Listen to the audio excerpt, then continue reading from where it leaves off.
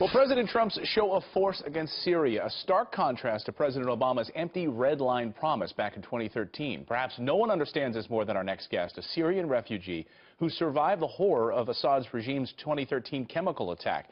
His message to President Trump is a simple one: thank you. Joining us now to tell his story is activist and former Syrian rebel Qasim Eid. Nice to see you this morning.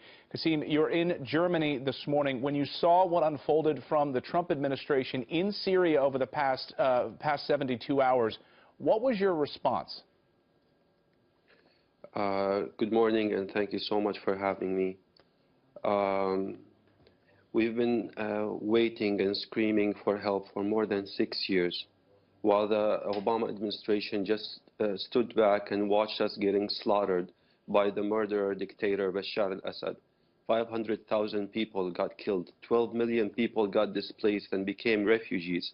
That little boy Ilan Kurdi drowned in the sea, and so many others died while they were trying to flee for their own lives. We got gassed in 2013.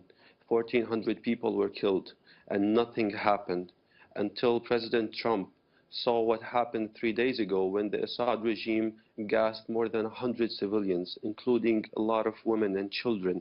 And he made the right decision, and he struck the criminal who killed all those civilians. I felt happy, I felt grateful. I felt for the very first time in 6 years that the United States will actually do something, that my faith in this great country did not get disappointed again, like it did when President Obama was in power. Sir, I just want to say, I learned English from reading a forbidden magazine called Reader's Digest. But I learned English because I fell in love with the United States since I was 5 years old. We were taught in school that the United States is an evil country. It's the evil power in the world. But while reading about that country, I found out that what we're getting taught is wrong. I had a lot of faith in the United States. I used to tell my friends during the demonstrations when the Assad regime used to kill us while we were chanting for freedom, that don't worry, the United States will help, that someday, somehow, they will come and do something. But President Obama let us down for more than 6 years until President Trump showed up and he made the right decision by striking the criminal. I feel very grateful. Very, very grateful. I can hear it in your voice, and obviously what you went through in 2013 in that gas attack in Syria, arguably even more horrible than the gas attacks we saw over the past 72 hours and this week, and yet there was no help that came. But if you look at the left-wing narrative here in the United States and the left-wing media, portraying Donald Trump as cruel for this extreme vetting and the ban from these countries. What was your response about this? We have Elizabeth Warren's tweet yesterday, Senator in the United States. I want to read this to you and get your response. If Donald Trump truly wants to help Syrians fleeing murderers, he should drop his effort to ban their children from America immediately. But you don't agree with that. You want to go back to Syria.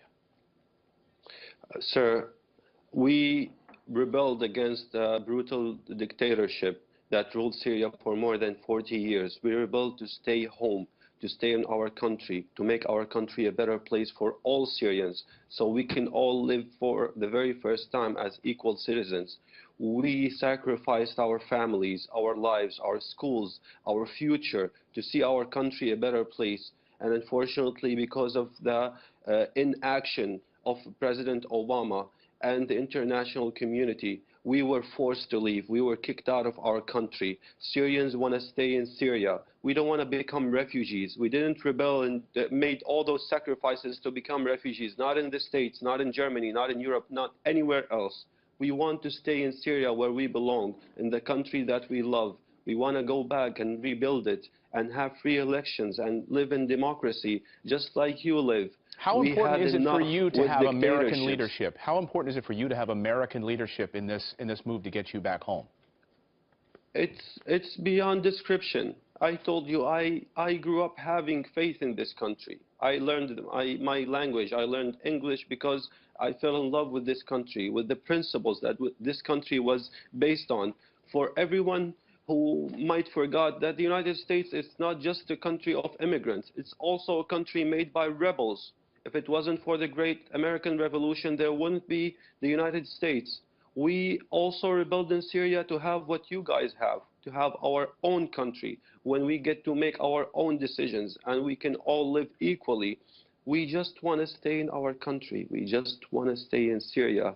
I had enough with all this rhetoric about the refugees, about all these demonstrations that came out after the travel ban. I didn't see any demonstrations when we were getting slaughtered for 6 years. I didn't see anybody demonstrating in 2013 after the chemical gas attack. I didn't see the media going crazy after President Obama for his inaction or his lies about get rid of the chemical weapons. We all know Assad still have chemical weapons, and 3 days ago he proved it. He proved that they were lying. They were lying to us.